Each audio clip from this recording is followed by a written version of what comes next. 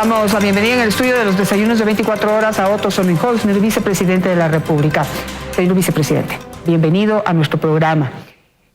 Bueno, quisiera empezar, vamos a hacer un análisis general de lo que ha sido su gestión, pero quisiera una reacción de su parte por parte de lo anunciado ayer en Cancillería. Toda vez que se hizo pública estas revelaciones a través del portal Wikileaks, en donde, aparte de estas acusaciones de supuestos actos de corrupción de la familia del presidente Moreno, se han develado correos personales, se han develado fotografías de situaciones en las que el presidente de la República, muy personales también, de él y su familia, y principalmente hay un incumplimiento por parte de Julian Assange. Ya ha advertido de que si no respetaba sus condiciones de asilado político, las condiciones que puso el gobierno ecuatoriano, se actuaría en derecho. ¿Cuál es su primera reacción frente a esta situación? Bueno, lo primero, Janet, saludarla. Buenos días, un gusto estar acá después de algo más de 100 días de estar en la vicepresidencia. Lo de Assange, usted sabe, él nos ha demandado acá en el Ecuador, después nos demandó en la CIDH, aduciendo de que habían malos tratos hacia él. En ninguna parte han tenido espacio sus demandas. En el caso de él, las reglas están claras, hay un protocolo, ya no se lo atiende evidentemente como antes, pagándole hasta la comida del perro, digamos, porque no creo que sea justo con los ecuatorianos ese tipo de atención. Él es un asilado político en la Embajada de Ecuador en Londres, que ahora resulta que también se suma a una campaña de troll center del correísmo, y nosotros lo lamentamos. Él tiene, como usted dijo, las reglas del juego claras, y nosotros, como dijo el canciller, responderemos en derecho. Janet, eso es lo que vamos a hacer, responderemos en derecho, actuaremos en derecho, siempre respetando la legalidad de su asilo, pero él también sabía o sabe que tiene que respetar las reglas del juego impuestas por el gobierno nacional de su estadía en Londres. No sé si usted conoce cuáles serían las alternativas que ese derecho nos asiste. ¿Se podría pensar que existe la posibilidad de que él pierda el asilo político, por ejemplo? Son posibilidades, Janet. Se tiene que hacer un análisis jurídico de lo actuado por él. Como usted dijo, ahí se publica información personal que nada tiene que ver con su gestión como presidente de la República, del presidente Lenín Moreno, y es más, se miente porque se dice que en esos mails hay información de que habría un acuerdo para sacarlo, lo cual no es verdad. Son mails, fotografías de él, de su familia, comunicaciones de él con sus amigos, y de hecho en un tiempo en el que ni siquiera estaba en funciones de presidente de la República, la mayoría de ellos. Así que, insisto, es una violación a la intimidad, a la privacidad del presidente de la República, que tendrá que tener una respuesta en derecho. Ayer hubo un debate en la Asamblea Nacional sobre el tema, y un acalorado debate en donde es curioso, ¿no?, ver cómo el correísmo en este momento quiere abanderar una supuesta lucha anticorrupción, cuando tiene un rabo de paja que no le cabe en esa Asamblea Nacional. Y hubo reclamos por parte de varios asambleístas que, por un lado, reclaman que se investigue y se transparente el tema relacionado a familiares del presidente de la República, pero que también se investigue todo lo relacionado con el correísmo, es decir, que los mismos asambleístas que reclaman tanta transparencia, también le pongan el dedo en la llaga a esa parte que les asiste. Vea, nosotros como gobierno somos respetuosos de la independencia de funciones. Los ataques y las peleas al interior de la Asamblea tendrán su sustento. Vi algo ayer de eso y sí, es verdad. Es decir, para muchos, no solo políticos, no solo asambleístas, sino ciudadanos, nos llama la atención ver ese accionar. Nos hubiese gustado haberlo visto durante los 10 años anteriores de esos mismos actores. Nos hubiese encantado, creo que hubiese sido necesario, y nos hubiésemos ahorrado hoy nosotros como gobierno una cantidad de problemas en materia de corrupción que tenemos que enfrentar todos los días. Pero ahí está la situación. Nuestra prioridad como gobierno es, primero, la transparencia; segundo, que se respeten los derechos políticos y civiles del presidente de la República, que no se atropellen sus derechos, evidentemente; y luego que se investigue lo que se tenga que investigar. Ya han dispuesto una comisión a nivel de la Comisión de Fiscalización, que así lo haga. Nosotros no tenemos ningún inconveniente. Claro, también han dicho que se investigue absolutamente todo lo relacionado a los actos de corrupción. Es que así tiene que ser, Janet, no hay nada que esconder, no tenemos razón, ni nosotros, ni debería de tenerla nadie, que se esconda nada, que se oculte nada. Necesitamos ya que se culmine más bien, eso sí, la designación de autoridades para poder tener procesos claros en materia de fiscalización. Que cumplan con su trabajo. Y en este momento a mí me encantaría, por ejemplo, que esa bancada correísta que está queriendo abanderar una supuesta lucha anticorrupción diga algo de la pronta salida de María Sol Larrea, por ejemplo. Ayer se mencionó algo sobre las irregularidades cometidas por Ramiro González, que por cierto está prófugo del país, y ahí sí no han dicho nada. Que también se haga algo por la supuesta posible salida de Espinel. Ahí tampoco dicen absolutamente nada, quien apadrinó el partido político con el que participaron en estas elecciones. Entonces, si van a investigar, investiguen a todos. Insisto, eso sí, todo lo que se requiera del gobierno nacional en materia de información para llevar a cabo una investigación del pasado y del presente, nosotros tenemos toda la disposición, Janet. Sí. Analicemos entonces ahora los 100 primeros días de su gestión al frente de la vicepresidencia de la República. ¿Cómo los evalúa usted? ¿Cuál es su primer, digamos, autoevaluación que hace? Primero hay un lado humano muy importante. Para mí en lo personal, usted sabe, y se lo dije acá cuando estuve acá, yo soy un ciudadano que terminó en la política. Hay un lado humano muy importante porque realmente ratifico que es un honor poder estar donde estoy, poder servir, poder atender a los ciudadanos que más nos necesitan, poder estar con ellos. Los primeros días tuve una etapa más organizativa, más administrativa, para poner la casa en orden, para después de eso poder empezar a trabajar. ¿Qué significó esa primera etapa, Janet, específicamente? Reducir los gastos de esa institución. Es una institución en teoría pequeña comparada con las grandes instituciones del Estado ecuatoriano. Sin embargo, encontramos excesos que debían de ser corregidos. 50 vehículos que no los necesitaba nadie, que demandaban 50 parqueos, 50 choferes, 50 seguros, 50 dispositivos de rastreo satelital. Estamos en 14 y creo que podríamos tener menos, ¿verdad? Ese tipo de cosas son las que se debe de seguir haciendo en todo el sector público. Esa es la disposición del presidente de la República. Yo espero ser un ejemplo de cómo se puede trabajar con austeridad, haciendo más que lo que se hacía. Redujimos el personal de 198, me parece, a 120, lo cual nos permitió liberar un edificio completo que ocupaba la vicepresidencia. La vicepresidencia ocupaba 2 edificios en el Centro Histórico de Quito. El segundo edificio se alquilaba a un costo relativamente alto. Hemos devuelto el edificio.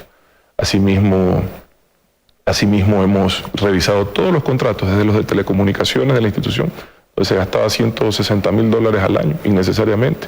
Hoy pagamos $40.000. Ese tipo de cosas parece poco, Janet, pero nos ha permitido reducir el presupuesto, el comparativo de 2017 a 2019, en alrededor del 30%.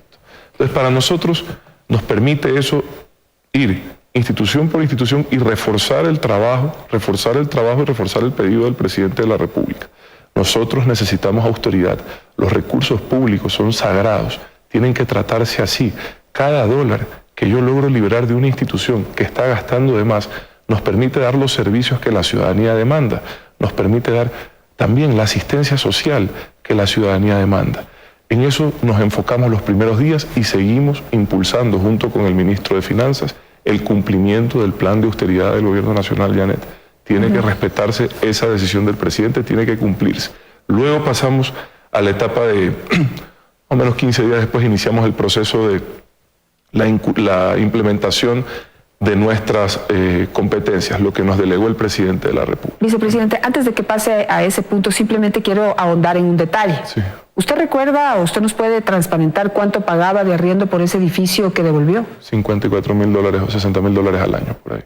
¿Al año? Sí. ¿O mensual? No, al año. Porque hay, digamos, yo estaba en una investigación porque hay algunos edificios que están alquilados por la función pública, por distintas instituciones, donde pagan unos arriendos mensuales absurdos. Entiendo que en este caso el edificio es de inmobiliar, pero no importa, son recursos que yo libero, o que la vicepresidencia, libera, así lo use otra institución pública que sí lo necesita, porque puede haber la institución que lo necesite. Pero y lo mismo hice con los vehículos, vea, inicialmente íbamos a sacar a remate los vehículos, pero resultaba que si hay instituciones públicas que necesitan renovar su parque automotriz, iban a comprar vehículos nuevos a $35.000, $30.000, $28.000. Si yo vendía estos vehículos en perfecto estado, ¿qué recibía? $12.000. Lo que hicimos es traspasarlos al MIES, traspasarlos a instituciones que dan servicio a la ciudadanía que no tenían vehículos. Le ahorramos, es un doble ahorro, dejo de yo gastar lo que no necesito en la vicepresidencia y hago o logro que las instituciones que sí necesitan esos recursos los adquieran a un costo muy inferior. Y eso es la eficiencia que debe haber en el sector público. Así se debe de ver el sector público. Tenemos que ver, no todo es dinero. Es lo que yo siempre les digo a los funcionarios. No todo es dinero. Con creatividad, con responsabilidad se puede administrar los recursos que ya tenemos para hacerlos que funcionen. Es decir, alrededor de 36 vehículos que estaban parqueados en un patio en el centro histórico de Quito, un costo alto, hoy están sirviendo a la gente que necesita que lleguemos con la obra del gobierno donde ellos. Vamos ahora entonces a las funciones que le han delegado a usted directamente. Ya ha cumplido varias funciones. Sí. ¿Se siente cómodo? ¿Se ha sentido cómodo con lo que ha tenido que hacer?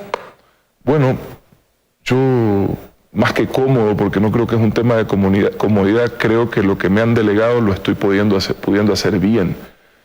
Y como le dije al principio, para mí es un honor poder servir.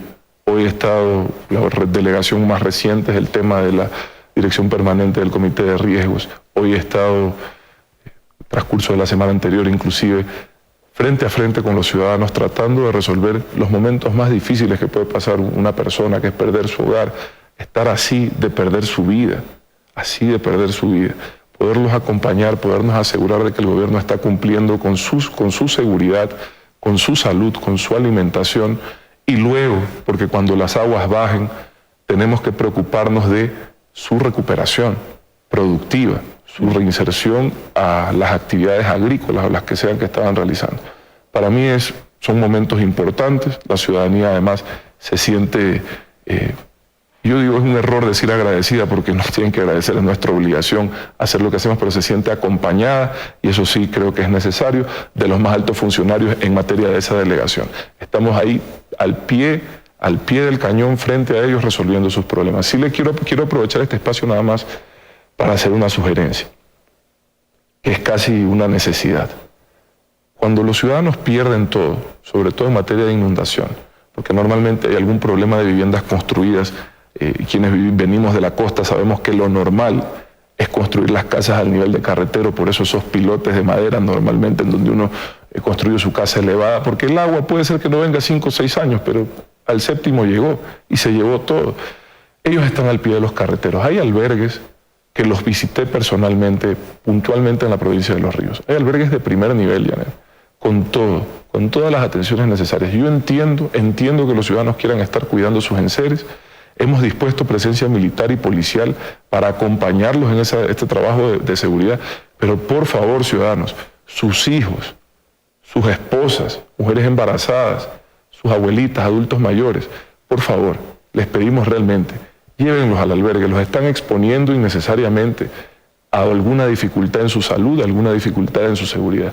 Les pedimos nuevamente, entendemos su necesidad de cuidar sus cosas, pero están los albergues habilitados, más de 180 albergues a nivel nacional, por favor, utilícenlo. Bueno, veo que el tema le sensibiliza un montón y lo vi con el agua hasta la cintura, tal vez recordando, pues, más con esa vena periodística. Ahí lo vemos, tenemos estas fotografías. Bueno, ahí veo que le salió lo periodista. ¿Cómo? Y no hemos visto nunca un vicepresidente con el agua hasta el cuello casi. Yo voy a estar donde tenga que estar, Janet, y le digo, lo del agua para mí no es novedad. Yo he trabajado en la agricultura, desde mi abuelo hemos tenido contacto con el campo, con esas zonas del país. Para mí no es novedad hacer lo que tenga que hacer. Hay que mojarse hasta donde uno se tenga que mojar. Duro lo del Pinar en Quito, duro, muy duro. Estuve ahí también acompañando a las autoridades, coordinando con el municipio. Y aprovecho para decir algo. En Quito funcionó muy bien la coordinación con las autoridades locales. Funcionó muy bien, debo de felicitarlo. En el resto del país normalmente no funciona. No saben qué hacer. Normalmente la respuesta inmediata, más cercana, es la de la alcaldía o la de la prefectura. Nosotros llegamos con un esfuerzo adicional cuando la cosa se pone grave, pero vemos que, y sabe que me dio mucha pena porque ya el domingo se acababan, yo estuve el domingo en Babahoyo, el lunes en Vinces, ya se habían acabado las elecciones. Se quejaban los ciudadanos, decían, hasta ayer me llegó el apoyo del candidato, ya desapareció. Claro. Eso le muestra nuevamente algo que para mí es fundamental, y hablando de las elecciones que pasaron. Nosotros somos el gobierno de un país, Janet, nosotros no somos el gobierno de un partido, no estamos pensando en unas elecciones, estamos pensando en qué hay que hacer cuando hay que hacerlo, para eso estamos. Bueno, hablando entonces de qué es lo que hay que hacer, el problema con el tema de las inundaciones, y usted que conoce muy bien la zona costera, es que lo que estamos viviendo hoy no es nuevo. Y siempre pasa esto, primero que las alcaldías no están preparadas y de alguna forma que también no tenemos como un plan B para estas personas. Es decir, se levantan con sus sembríos agrícolas o con sus actividades y cada año se les va con las aguas y con las lluvias. Entonces vuelve a cero, vuelve a cero, vuelve a cero. Por eso hay que entenderlos que lo poco que les queda no lo quieren perder y lo quieren cuidar al pie del cañón. Correcto. Pero ¿cómo podemos? O sea, es obviamente combatir a la naturaleza, pero ya sabemos que hay casas que están en donde no deben estar, empresas sembríos que están donde no deben estar. Ya. ¿Y por qué no trabajamos en la prevención? Ya cuando todo esté inundado ya no hay nada que hacer. El día lunes hice una reunión con las autoridades relacionadas al tema, tanto de prevención como de atención inmediata y luego recuperación. En prevención el país le queda las autoridades a nivel nacional, incluido las seccionales, le quedamos debiendo mucho a la ciudadanía. La prevención empieza, como usted lo dijo, Janet, por permitir o no una construcción en un lugar donde no debe estar, con una demarcación de zona de playa y bahía o zona ribereña, que te diga, sabes que hasta aquí no más, con una coordinación, eso es a nivel municipal evidentemente, con una infraestructura de control de inundaciones que normalmente van atadas con los programas de riego que son competencias de las prefecturas. Nosotros desde Senagua podemos coordinar, apoyar, si usted quiere, inclusive cofinanciar en ciertos casos temas que deben de ser prioritarios. Pero la planificación tiene que venir de las autoridades seccionales. Luego viene la gran infraestructura de control de inundaciones y riesgo nacional que tenemos que seguir construyendo y mucho en el país. Pero hay zonas evidentemente en donde no se justifica hacerlo porque la relación costo-beneficio tal vez no vale la pena. Y ahí es donde no se debe de sembrar, ahí es donde no se debe de invertir, salvo que tenga usted, programas agrícolas de verano, donde usted con riego adecuado, con asesoría técnica adecuada, puede llevar a cabo actividades agrícolas en esa tierra que es suya, porque es de su propiedad, tal vez desde hace muchos años, donde puede trabajar en el verano con ese apoyo, y en eso hay que trabajar. Estamos iniciando este plan integral de atención invernal y posinvernal. Hoy nos volvemos a reunir a las 12 del día para ya tener las cifras exactas, no solo de los daños totales del invierno, Janet, sino también de lo que vamos a hacer una vez que bajen las aguas y del plan de prevención, que es lo que usted dice. Pero nuevamente, yo no puedo, el gobierno nacional no tiene la competencia de desalojar una casa, lo tenemos que hacer de la mano con los municipios. Y con un plan hacia dónde se va a llevar esa persona, porque no se le puede dejar en la calle. Ya hemos visto esas supuestamente cumplimientos de la ley que les echan sus casitas abajo. Vea, y realmente lo que producen empeoran el problema. Le voy a comentar algo que me pasó ahora en Vinces. Las casas que estaban afectadas al pie del carretero, la mayoría eran construidas por el Midubi en años anteriores. El gobierno actual no hace ese tipo de situaciones. Normalmente se concentra en hacer ciudadelas que todo el mundo ha visto, de primer nivel, con todas las facilidades, parques, canchas, pero además y sobre todo seguras. ¿Cómo se invierte dinero público en una casa, en un lugar de riesgo? Así sea una casa muy sencilla. ¿Pero dónde están los alcaldes? Es un doble gasto, Janet, para el Estado.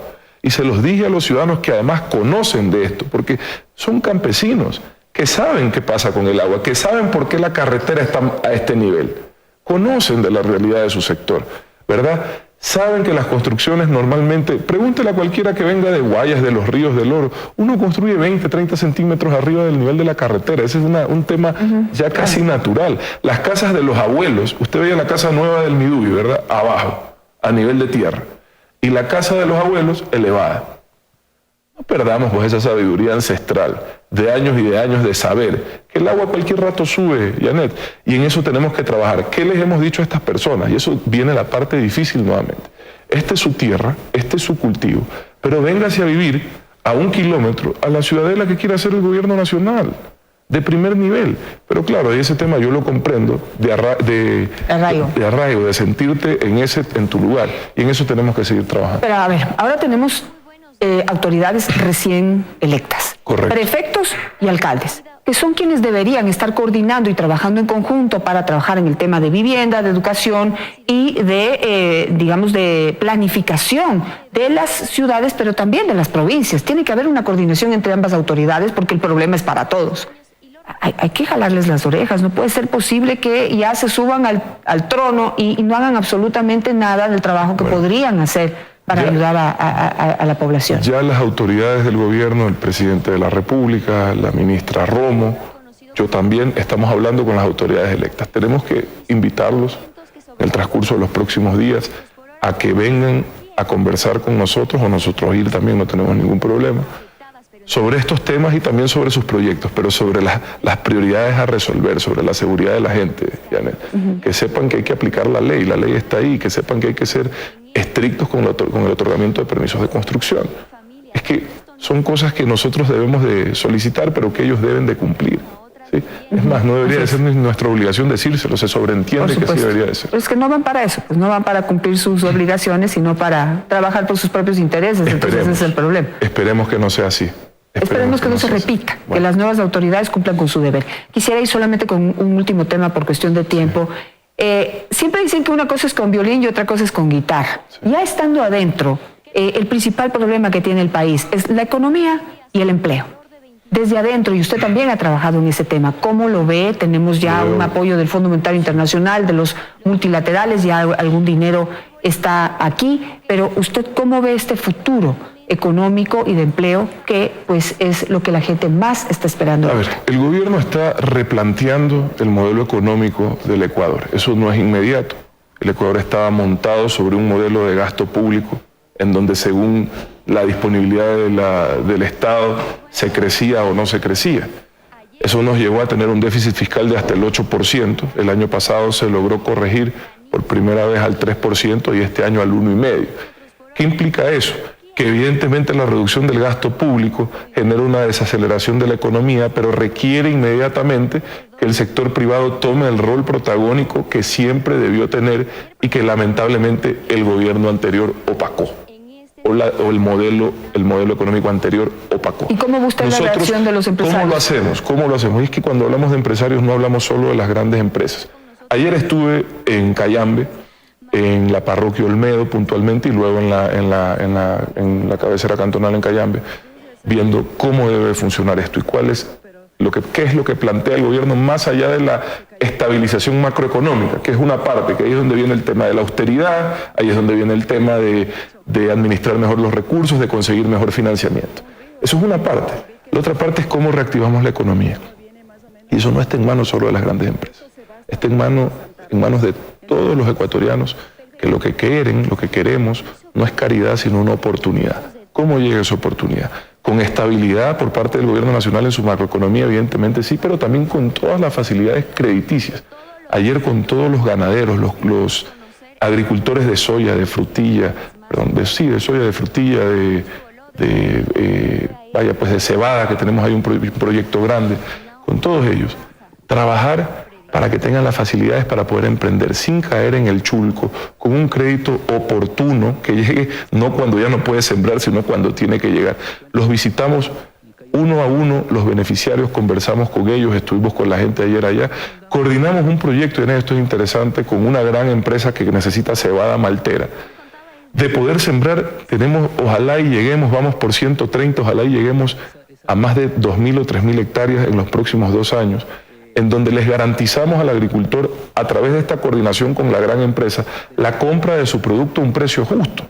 Eso es lo que necesitamos, ese tipo de coordinación, Estado, gran sector privado, sector comunitario. Lo mismo estamos haciendo con los lecheros y otros compradores de leche.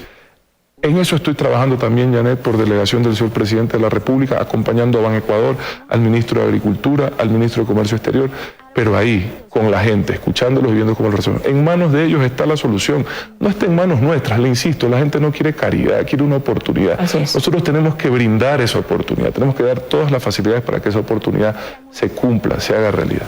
Un mensaje final. 10 segundos, usted sabe que el tiempo es oro en los medios de comunicación. Agradecerle, Janet, agradecerle a la ciudadanía por el cariño, por el apoyo, por las ganas de colaborar, por el emprendimiento, por trasladarnos sus sueños para permitirnos colaborar en que se hagan realidad. Gracias, estamos para acompañarlos siempre, estamos para ayudarlos, mientras estemos acá, al menos, mientras estemos acá estamos para ayudarlos y para, con ustedes, acabar con esta idea paternalista de que el Estado lo hace todo. Con ustedes, resolver los problemas del país. Muchas gracias. Gracias, señor vicepresidente, por estar esta mañana con nosotros.